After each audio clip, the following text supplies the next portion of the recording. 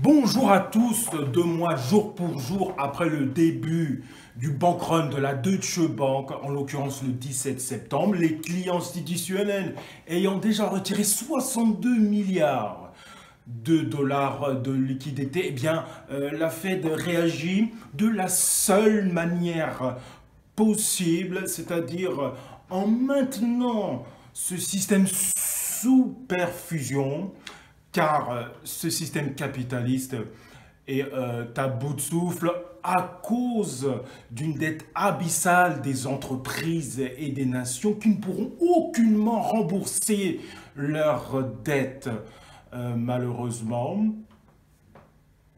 Et ce n'est pas les taux de 0% de la BCE qui feront en sorte que ces entreprises et les nations remboursent leurs dettes, car c'est trop abyssal, bien entendu. Alors la Fed, dès le 17 septembre, injecte d'un seul coup 53,2 milliards de dollars, puis des centaines de milliards jusqu'au 10 octobre.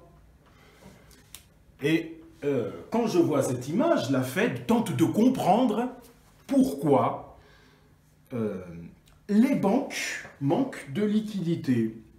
Alors que c'est pertinemment que c'est à cause du bank run de la Deutsche Bank qui cause le fait que les autres banques manquent de liquidité. Bien évidemment que ce bank run, je vous l'ai dit, 2 mois après, 17 juillet, 17 septembre, la Fed réagit. Je vous l'ai dit qu'il allait se passer quelque chose. Bien évidemment, après un bank run, la Réserve fédérale américaine est obligée de réagir. Et elle est obligée de réinjecter de la liquidité venue des imprimantes pour réinjecter du liquide pour toutes ces banques.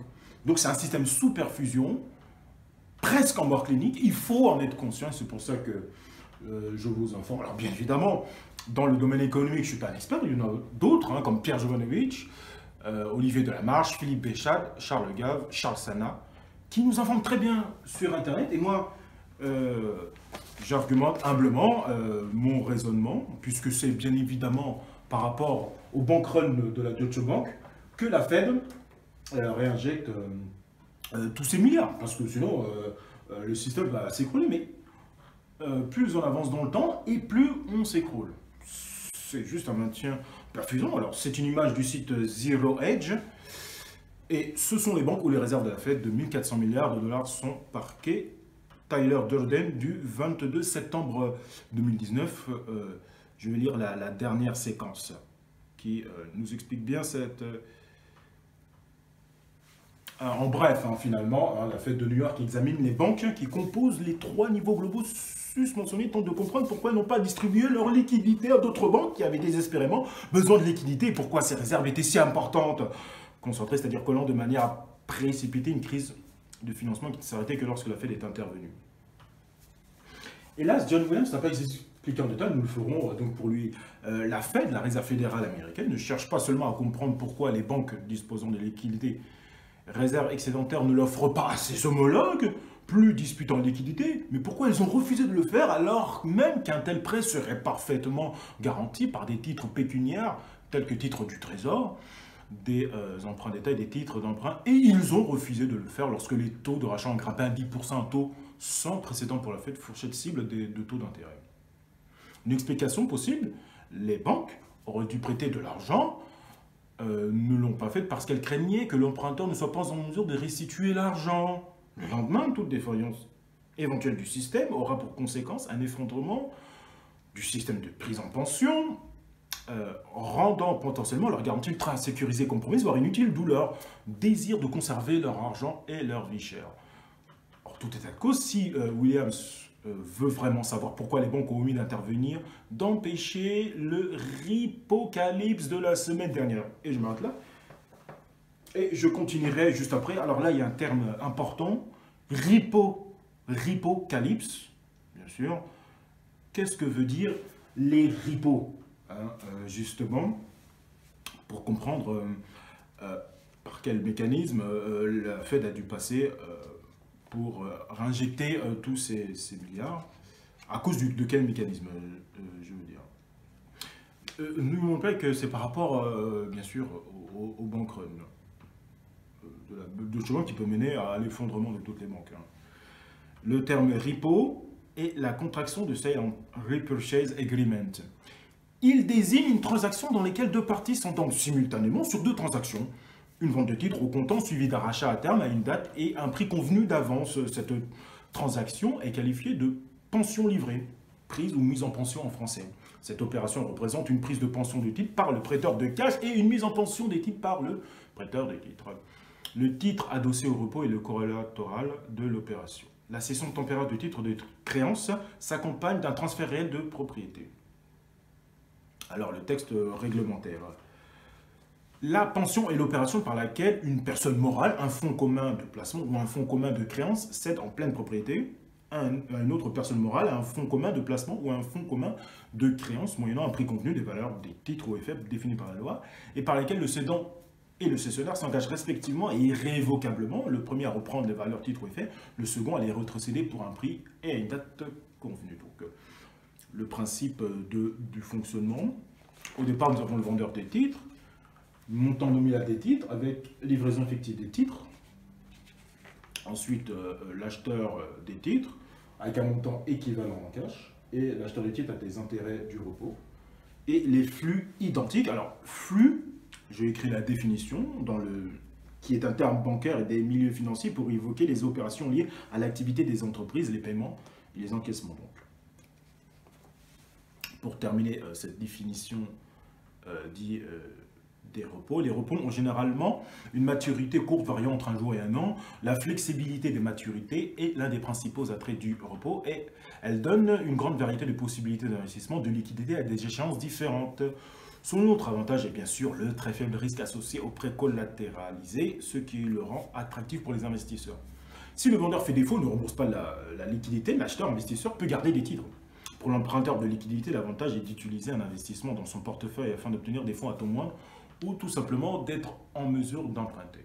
Si la propriété du collatéral est transférée à l'acheteur, on parle de délivrer repo, pension livrée. L'acheteur a le droit d'utiliser les titres durant la période de repos, mais est obligé de les retourner au vendeur à maturité. Si les obligations sont nanties au bénéfice de l'acheteur, mais que la propriété reste celle du vendeur, on parle de repos hold is custody.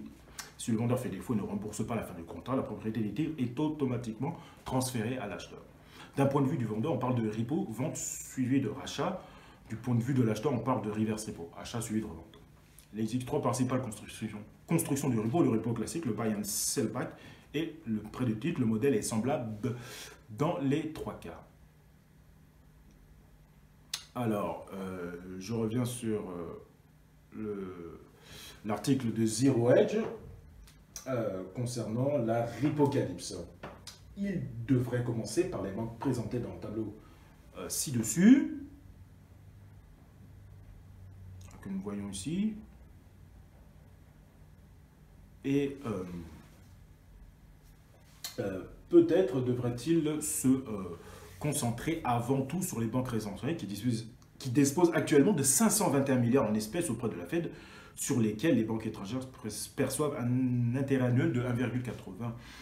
Pour terminer, et une fois que la Fed de New York est fait avec cet exercice, il peut vouloir trouver rapidement le revers de l'équation où les banques étaient si désespérément besoin de liquidité la semaine dernière. Non seulement ils risquent d'être vus en utilisant l'opération de prise de pension au jour de lendemain de la Fed, qui, dans ses réserves excédentaires de 1400 milliards de dollars, représente la même stigmatisation que d'utiliser le guichet d'escompte dans les jours qui ont précédé l'échec de Lehman, mais en sursolvant le mécanisme de mise en pension de 75 milliards de la Fed pendant 3 jours consécutifs qui ont précédé l'échec de Lehman. Et on ne parle en aucun cas du bank run de la Deutsche Bank. C'est quand même assez étrange. Hein, parce que la situation de la Deutsche Bank, et ils préviennent d'un écroulement financier, bien sûr, à cause de ce bank run notamment, c'est quand même assez intriguant. Et moi je fais le lien évitable, logiquement, hein, il n'y a pas de problème. En bref, une ou plusieurs banques ont un besoin urgent de liquidité d'un peu plus de 75 milliards de dollars. Et la Fed comprend mieux qui elles sont, avant que certains journalistes financiers le fassent, imprimer leur nom pour que le monde entier puisse le voir et le commencer. Bientôt la plus grande banque dirigée depuis la crise financière. Alors bien sûr, la Fed veut savoir vers quelle banque pour faciliter leur virement, si je veux dire, leur gros virement. Dans cet article de Zero Hedge, la Deutsche Bank n'est pas mentionnée, parce que c'est un raisonnement par rapport à la Fed et ce qu'elle fait, bien sûr, et on ne fait pas le lien. Moi, je fais le lien humblement. Je ne suis pas un expert, bien sûr, j'ai cité les experts, mais bien sûr, c'est pas parce qu'on est humble qu'on n'a pas un raisonnement logique. Je vous l'ai dit, hein, après un Bank qu'il allait se passer des choses au niveau de la Banque centrale, bien sûr, qui est obligée de réagir. 1 milliard de dollars par jour depuis le 17 juillet, 2 mois après, il y a une réaction. C'est obligatoire. On ne pouvait pas laisser, la Fed ne pouvait pas laisser cette catastrophe continue. Alors là, c'est sous perfusion jusqu'à quand? 10 octobre et après. Donc, c'est pour ça que je vous dis que je reste vigilant, bien sûr, pour vous informer. Et ça, c'est une grande information que beaucoup de gens connaissent maintenant sur Internet, peu médiatiquement, malheureusement. Alors, sur cbank.com, la Fed annonce des opérations des repos quotidiennes jusqu'au 10 octobre. Ça, c'est justement, après qu'on a dressé le tableau, les actions de la Fed précisément. Qu'est-ce qu'ils font? Un article de vendredi 20 septembre 2019, bien évidemment. Alors, la Réserve fédérale a annoncé vendredi qu'elle allait injecter jusqu'à 75 milliards de dollars par jour. C'est pas 1 milliard de retrait de liquidité. Là, c'est 75 milliards pour toutes les banques. C'est comme si on donnait peut-être 1 milliard par-ci, par une banque, un autre milliard par une autre banque, 500 millions pour une autre. Ça dépend du volume de la banque. 75 milliards, c'est voilà, dispatché sur toutes les banques mondiales. On est bien d'accord. Donc, on est bien d'accord hein, sur le marché interbancaire jusqu'au 10 octobre. Donc, le marché interbancaire, voilà, la Deutsche Bank, vous voyez, la Fed réinjecte 75 milliards par jour jusqu'au 10 octobre dans le système interbancaire pour éviter l'explosion. Parce que dans cette banque, on retire 1 milliard de dollars par jour et donc, elle est obligée d'injecter, vous voyez, 1 milliard par-ci, 1 milliard par-là, à chaque fois. 500 millions, ça dépend des banques, on est bien d'accord. Alors, ces opérations doivent permettre de s'assurer que les liquidités sont suffisantes sur ce marché de prêts à court terme crucial pour les banques et les grandes entreprises et éviter que les taux d'intérêt y sont pratiqués ne s'éloignent trop de l'objectif de la Fed de 1,75 à 2%, indique l'antenne de la Banque centrale de New York dans un communiqué. Après le 10 octobre, la Fed de New York mènera les opérations en fonction des besoins pour que ces taux sur les opérations du financement à court terme à travers leur achat des prises de pension restent dans la fourchette des taux directeurs, principal outil monétaire de la Fed. Plus tôt dans la matinée, la branche régionale de la Banque centrale a alloué 75 milliards de dollars pour 75,5 milliards de dollars demandés. La Fed de New York est intervenue quotidiennement depuis mardi 17, mettant au total 278 milliards à disposition des intervenants sur le marché interbancaire. Déjà. Là, on est déjà à plus. Hein. La Fed a été surprise lundi par un sursaut sur les taux qui ont atteint jusqu'à 10% sur son marché, soit 5 fois plus que les taux directeurs qu'ils sont censés refléter. Analystes et banquiers centraux ont expliqué que le déséquilibre entre offre et demande avait été provoqué par une conjonction de facteurs techniques, échéances fiscales et émission du bon du trésor. Non mais franchement, c'est dû au bank run de la Deutsche Bank. Et personne ne va le dire, sinon ça va créer une panique terrible. Et donc pour terminer cette vidéo, panique, sur les sites lescrises.fr bien sûr. J'ai été plusieurs fois, notamment sur ma section La chute de Babylone, les crises. Panique à la Fed, qui est le titre de ma vidéo, simple, hein, et retour du crédit, crunch sur un océan de dettes, par Eric Toussaint, le 19 septembre. Bien évidemment, c'est un très long onglet, je vais lire la quintessence comme d'habitude, pour comprendre les conséquences de cette fausse monnaie. Bien entendu. Alors, je vais commencer avec ici. Qu'est-ce qui constitue le signal supplémentaire? Ce qui vient de se passer constitue un signal supplémentaire de l'état de l'économie capitaliste mondiale. La croissance est extrêmement faible dans les pays les plus industrialisés. L'économie des États-Unis, qui avait été topée par les mesures fiscales prises par Trump en 2017-2018 en faveur du grand capital, rentre progressivement dans un ralentissement qui inquiète les patrons. L'économie allemande va mal, celle de la Grande-Bretagne aussi, de même que celle de l'Italie. Le marché de l'automobile est très fortement en baisse en Allemagne, en Chine, en Inde. La Chine maintient une croissance de 5 à 6%, mais c'est le taux le plus bas au cours des 30 dernières années. Les profits réalisés par les entreprises ne sont pas réinvestis dans la production, ou très peu. Ils vont dans les poches de l'actionnaire et dans la spéculation sur les livres financiers divers, c'est-à-dire sur du capital fictif, sans parler de la lutte contre le changement climatique qui ne fait pas réellement partie de la préoccupation des chefs d'entreprise et des grands actionnaires privés. Eh oui, tout est lié. Le secteur bancaire depuis 2008 n'a pas du tout été assaini, c'est ce que nous disons tous. Et en son sein, la concentration bancaire a augmenté. Les grandes banques privées ont absorbé un grand nombre de banques moyennes, ont poursuivi la recherche d'un maximum de profits immédiats par le biais de la spéculation. Les autorités de régulation laissaient faire. De même que le gouvernement qui sont au service du grand capital. Ça me fait penser